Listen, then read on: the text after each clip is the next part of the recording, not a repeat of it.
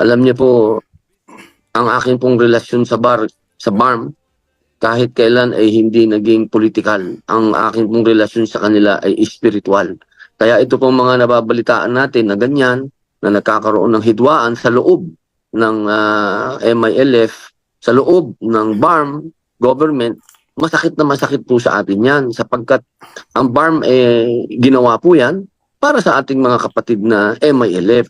Sila po ang una na dapat ay mamuno dyan. Pagkat ang Chief Minister po ngayon, MILF din po yan.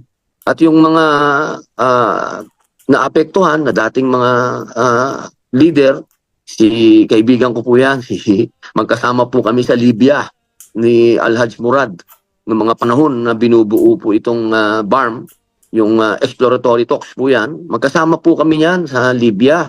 Kasi pagka ganyan po ang sitwasyon, sayang yung BARM. Sayang po kung hindi ang dapat una ditong makinabang sa pagiging mga pinuno, yung MILF.